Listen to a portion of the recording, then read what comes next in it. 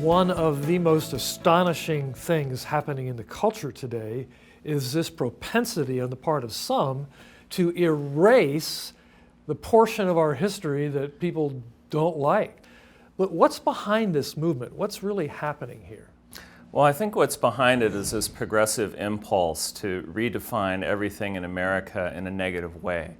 And so because of this, the progressives and people like that are trying to say, well, since everything in our past was bad, we have to junk all that, get rid of the Constitution, get rid of American history, and move forward into this new utopia that they're planning with socialism and equality and so forth.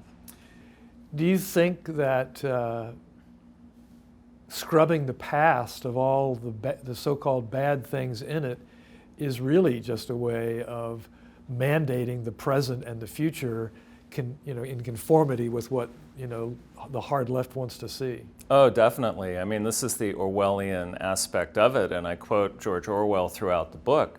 He who controls the past controls the present, and then you control the future. If they erase the aspects of the American narrative that we rightly have pride in, our various freedoms, whether it's religious freedom or freedom of speech or all of the things that America stands for, if they erase that or make us look back on it with this sense of shame and disgust, then yes, they can then write whatever future they want because they have disrupted our traditions, and it's in our traditions where we preserve our freedom. Right. What do you see as the greatest risk, and I guess I'm thinking educationally, going forward in a nation that is trying to whitewash its past? Well, the risk is that you will have people who do not understand the basis of what this country was founded on.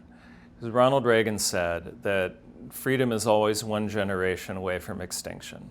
It is up to parents to transmit that to their kids. And it's also up to schools, hopefully, to transmit that, although we can't always trust the schools to do that. So we don't want to be the generation that fails to transmit that legacy of freedom to the next generation, because then we'll have that extinction event that Ronald Reagan talked about. And to me, when we see this sort of rising acceptability in certain sectors of politics for things like socialism and anti-freedom, I see that as a big problem, because it's not that people can't discuss those ideas. Obviously they can. It's a free country. But sort of the acceptance that, hey, maybe that's a good thing. Maybe that's the direction we have to go now because we've tried everything else and it's failed. Well, that's their story, but it hasn't failed, and we shouldn't go down a road that we know is going to fail. Yeah. You got to be careful using strong terms and strong language, but a lot of the tactics that we watch among these people seem to me to look like 1930s Germany. It's starting to look like fascism, in which the appropriate speech is defined, and if you're outside that definition, you're an enemy of the state. The left is calling current members, the president and current members of the administration, enemies of the state.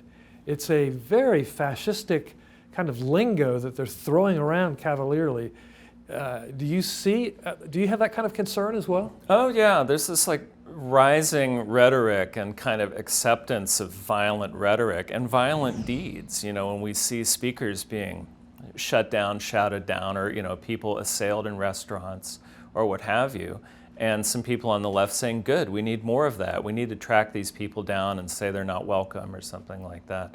Well, that's not really America. You're not going to be able to put together the kind of compromises in government you need to run the country if everybody is threatening everybody else. Or, we've seen in the Supreme Court hearings of these paid demonstrators coming into the committee room and screaming. And one Democrat said, that's the voice of democracy. Really? Screaming in a committee room? That's how we're going to run things now? You can't run a government that way. And if speakers on college campuses are having their lives threatened by armed thugs wearing black masks, yeah, 1930s Germany, I think that's an appropriate kind of comparison, because the way down that road is not good. Did not end well. No. And it wouldn't end well here either. It would be very bad.